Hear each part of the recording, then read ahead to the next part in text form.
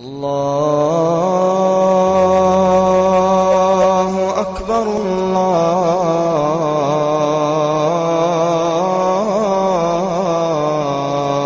আকবার। Sir Salimullah medical college বাংলাদেশের সর্বপ্রথম চিকিৎসা শিক্ষা প্রতিষ্ঠান। 15 জুন 1875 সালে এই প্রতিষ্ঠানটি ঢাকা মেডিকেল স্কুল নামে যাত্রা শুরু করেছিল। এটি ছিল তৎকালীন পূর্ববঙ্গের প্রথম চিকিৎসা শিক্ষা প্রতিষ্ঠান। 1962 সালে ঢাকা মেডিকেল স্কুলকে পূর্ণাঙ্গ মেডিকেল কলেজে উন্নীত করা হয় এবং এর নাম রাখা হয় মিডফোর্ড মেডিকেল কলেজ। শুরু থেকেই এই মেডিকেল কলেজের সাথে ঐতিহাসিক মিডফোর্ড হাসপাতাল যুক্ত ছিল, যা শিক্ষার্থীদের ব্যবহারিক চিকিৎসা শিক্ষার প্রধান কেন্দ্র হিসেবে ব্যবহৃত হতো।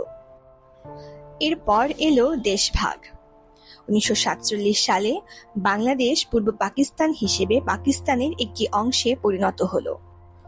কিন্তু দেশভাগ হলেও এই মেডিকেল কলেজ তার গৌরব এতটুকুও হারায়নি। সাল 1963।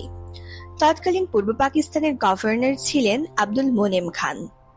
তিনি খাজা সলিমুল্লাহর সম্মানে কলেজটির নাম পরিবর্তন করে স্যার সলিমুল্লাহ মেডিকেল কলেজ রাখলেন।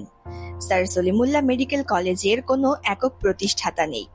ব্রিটিশ সরকার, 16 জন দাতা এবং রবার্ট মিডফোর্ডের দান এই হাসপাতালের প্রতিষ্ঠায় অত্যন্ত গুরুত্বপূর্ণ ভূমিকা পালন করেছিল।